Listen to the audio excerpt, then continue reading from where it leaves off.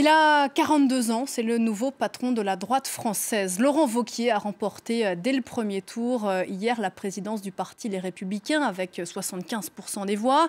Après 3 mois d'une campagne assez morne et somme toute sans surprise, loin devant ses rivaux Florence Portelli et Maël de Caland. Laurent Wauquiez prend la tête d'un parti divisé et affaibli. Il a appelé hier soir au rassemblement. On va l'écouter tout de suite. C'était avec optimisme mais sans cravate. Vous avez envoyé un message qui est un message sans ambiguïté. Oui, ce soir, nous pouvons dire la droite est de retour. C'est une droite renouvelée qui se lève aujourd'hui. Une droite qui assume ses valeurs. Une droite sereine qui ne se cachera plus dans les petits renoncements. Elle sera franche, elle sera déterminée, elle sera droite. La droite est de retour, mais quelle droite? Avec quelle équipe? Quel projet? Peut-il rendre aux conservateurs la place qu'Emmanuel Macron leur a prise en partie? Rassembler une droite éclatée? Laurent Wauquiez est-il l'homme de la situation? Celui qui permettra aux Républicains de retrouver le pouvoir? C'est le débat que je vous propose ce soir avec mes invités. Pierre-Henri Dumont, bonsoir. Bonsoir. Merci d'être là. Vous êtes député Les Républicains du Pas-de-Calais. Vous faites partie de la jeune garde de Laurent Wauquiez. On va en reparler. En face de vous, Charles Givadinovitch, bonsoir. Bonsoir. Vous êt conseiller municipal de Maisons-Laffitte, c'est près de Paris. Vous avez été le porte-parole de Maël de Caland pendant cette campagne. À côté de vous, Jean Garrigue, historien. Bonsoir. Merci d'être là. Vous êtes prof à l'Université d'Orléans et à Sciences Po, auteur d'Élysée Circus chez Talendier, sorti en 2016. Et en face de vous, Alberto Toscano. Bonsoir à vous. Bonsoir. Vous êtes journaliste italien, on vient de l'entendre, spécialiste de l'Europe. On verra avec vous tout à l'heure justement ce qu'on en dit à l'étranger. Pierre-Henri Dumont, vous avez gagné la première question de cette soirée, puisque vous avez remporté en tout cas votre candidat à les élections d'hier. La droite de Laurent Wauquiez sera franche, elle sera déterminée, elle sera droite. C'est quoi la droite? C'est une droite, c'est-à-dire simplement la droite qui s'assume, qui parle aussi bien aux catégories populaires qu'à ceux qui ont l'habitude de voter pour nous, aussi bien aux jeunes qu'aux retraités, c'est-à-dire tous ceux qui ne se retrouvent pas dans la politique menée actuellement par Emmanuel Macron et qui veulent garder l'espoir d'un parti ouvert, d'un parti fier de ses traditions, fier de ses valeurs et qui demain est amené, je le pense, à reprendre les rênes du pays. Voilà, on va y revenir évidemment plus en détail. Charles Givadinovitch, donc je rappelle que vous souteniez Maël de Caland pendant cette campagne. La droite, ça vous parle ? Non, moi ça me parle pas. Je sais pas si nous sommes l'un et l'autre, l'un plus à droite, l'autre d'une droite plus forte ou plus ou moins forte. La réalité, c'est qu'il faut pas que Laurent Wauquiez soit le Benoît Hamon finalement de la droite. Il faut pas qu'on soit uniquement sur un seul flotteur. Et c'est ce qu'on s'est évertué à répéter pendant cette campagne avec Maël de Caland, qui avait un collectif d'élus qui rassemblait toutes les sensibilités. Il faut que la droite rassemble toutes les sensibilités. C'est d'ailleurs ce qu'ont fait nos candidats qui ont gagné les élections régionales en Ile-de-France et dans le Nord. Valérie Pécresse avait sur ses listes des femmes et des hommes du MoDem comme de Sens commun. D'ailleurs, Laurent Wauquiez en avait aussi sur sa liste en région Rhône-Alpes. Donc il faut qu'on soit une droite qui rassemble toutes nos sensibilités. Et c'est comme ça qu'on a gagné. C'est d'ailleurs l'état d'esprit de l'UMP et ça a été l'état d'esprit de Nicolas Sarkozy et de François Fillon quand ils ont gouverné. Alors, vous avez prononcé le mot que l'on va sans doute le plus dire ce soir, le rassemblement. Pour bien comprendre de quoi on parle, messieurs, on va voir tout de suite le portrait du chantre de la droite décomplexée. C'est avec Axel Simon. C'est lui le nouveau patron des Républicains. Laurent Wauquiez n'a pas perdu de temps. Élu dimanche soir au premier tour à plus de 75% des voix, la passation de pouvoir avec Bernard Accoyer qui assurait l'intérim à la présidence du parti a eu lieu dans la matinée de lundi. Dès sa victoire, il s'est déclaré premier opposant au président Macron et a annoncé le retour de la droite dans le paysage politique. Nous pouvons dire la droite est de retour. C'est une droite renouvelée qui se lève aujourd'hui. Une droite qui assume ses valeurs. Une droite sereine, qui ne se cachera plus dans les petits renoncements. Mais le plus difficile commence pour lui. Premier chantier, tenter de rassembler et reconstruire la droite. Champion d'une droite dure, conservatrice et identitaire, immigration, identité, sécurité et Europe ont été au cœur de ses thèmes de campagne. Il doit désormais renouer avec les centristes et éviter de faire fuir les républicains modérés, les jupéistes comme les constructifs. S'il a refusé de faire alliance avec le Front National ou de porter son message, il revendique vouloir s'adresser directement aux électeurs du FN qui ont été déçus par la droite. Vous voulez que sous prétexte que le Front National parle d'immigration, que moi je n'en parle plus? Vous voulez que, alors qu'on vient de subir des vagues d'attentats qui ont traumatisé notre pays, la parole de la droite ne traite pas de la question de l'intégrisme islamique? À 42 ans, Laurent Wauquiez est une figure controversée à droite, souvent accusé de revirement politique et idéologique. Député en 2004 à 29 ans, au début de sa carrière, il est étiqueté droite centriste. Il est par la suite de tous les gouvernements Sarkozy, secrétaire d'État, ministre des Affaires européennes puis de l'enseignement. Certains de ses opposants voient en lui un populiste opportuniste. Lui revendique son positionnement vraiment de droite et le droit de ne pas plaire à tout le monde. Rassembler ne sera pas chose aisée. Voilà pour ces images commentées par Axel Simon. Jean Garrigue, c'est la ligne dure des Républicains qui a gagné hier soir? Oui, il ne pouvait pas en être autrement. Sur le oui. Non, il ne pouvait pas en être autrement. Moi, je suis toujours, enfin c'est mon regard d'historien, je suis un peu circonspect quand on me parle de droite. La droite, ça n'existe pas. Toute l'histoire politique française, c'est une histoire des droites, comme il y a eu d'ailleurs une histoire des gauches. Et donc ceux qui prétendent avoir le monopole de la droite ou de la gauche d'ailleurs, me semble-t-il, sont en contradiction totale avec ce qu'est le tempérament de la vie politique française. Mais en l'occurrence, il est certain que pour exister dans le paysage politique actuel, il fallait que, et pour prendre la tête des militants, du noyau dur des militants des Républicains, il fallait que Laurent Wauquiez aille sur une ligne plus radicale, une ligne de droite qui ressemble beaucoup à ce qu'ont été d'ailleurs les thèmes du Front National, car là encore, si l'on regarde les choses avec un peu de distance, on s'aperçoit que l'histoire de la droite républicaine depuis une trentaine d'années, c'est l'histoire d'une appropriation progressive, ou plutôt par à-coup, d'un certain nombre de thématiques du Front National. Ce qui peut se comprendre, la stratégie électorale de Laurent Wauquiez aujourd'hui, elle est assez claire. Il faut aller récupérer une partie des électeurs du Front National. Alors, est-ce que c'était une posture de campagne ou est-ce qu'il va se recentrer maintenant qu'il est à la tête des Républicains? On va y revenir. Alberto Toscano, ce qui était assez clair dans la presse étrangère aujourd'hui, j'imagine italienne aussi, c'était...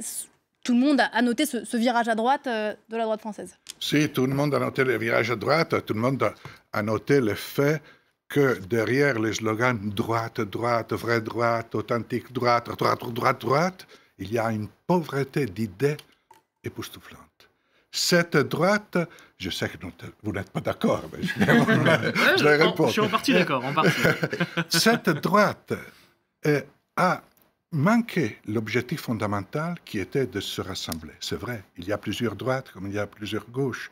Le défi pour la droite actuelle, pour les Républicains, était de renverser la vapeur par rapport à l'échec énorme des présidentielles. Et des législatives. Quand la droite a perdu à cause de ses propres divisions intérieures.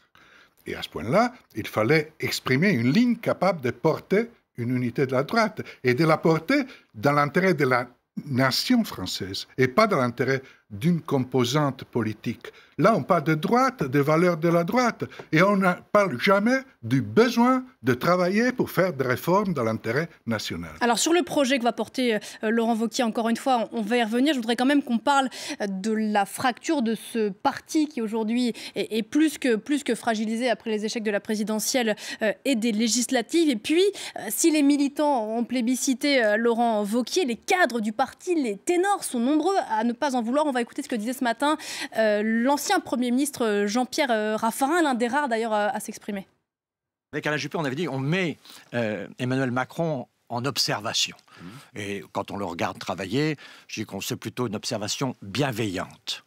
Eh bien, on va mettre en observation Laurent Wauquiez. Et elle sera malveillante? Elle sera, je dirais, vigilante. Une observation vigilante.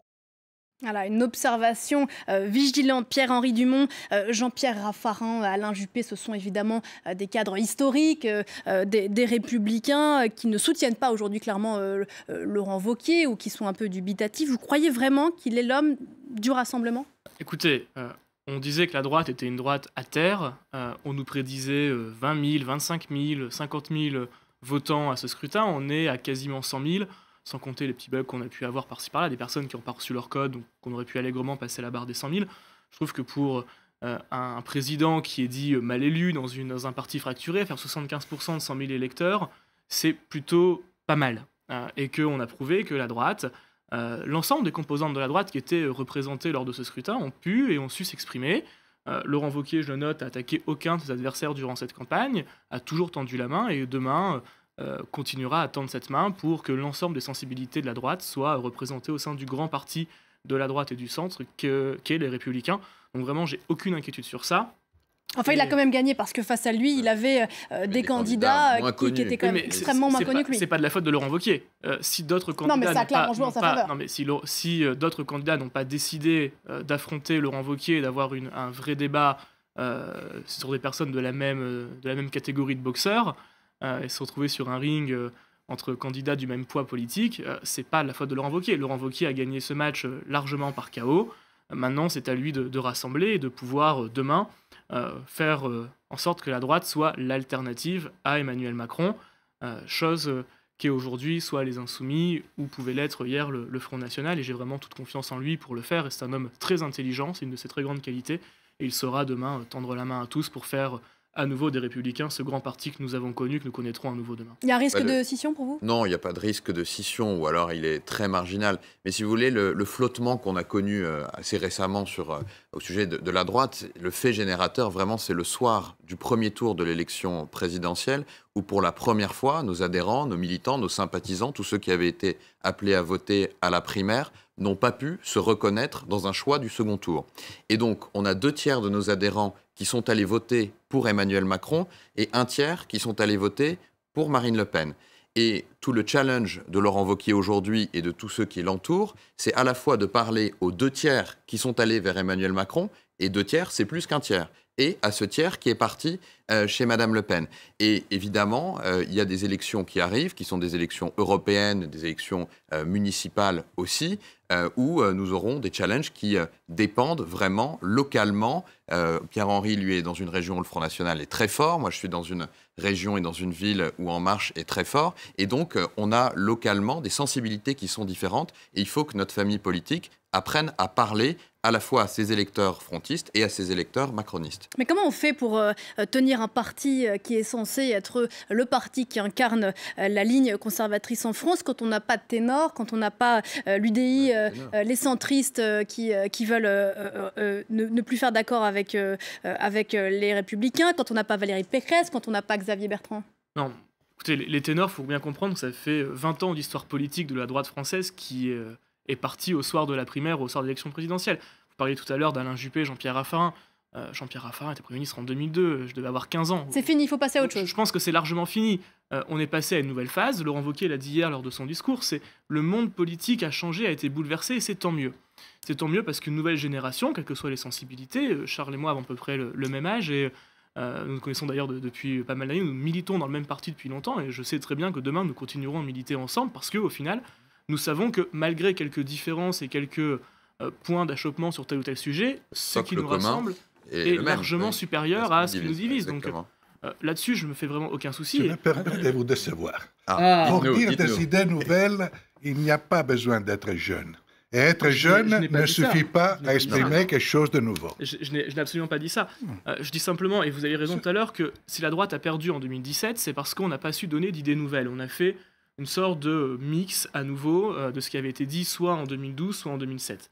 Et le vrai travail qui va attendre demain, au-delà du rassemblement Les Républicains, c'est un travail d'idées nouvelles, de travailler par exemple au sein d'une fondation, idée reprise par Laurent Wauquiez, initialement proposée par Daniel Fasquelle, pour demain remettre en place ce travail d'idées, comme le font par exemple la CDU ou la CSU avec la CAS, ou comme le font d'autres partis européens. Et c'est ça, à mon avis, le vrai sujet. Et là, toutes les sensibilités... Voilà, dont l'accent n'est pas sur le jeune âge des militants, mais sur les idées nouvelles. Jean Gaille.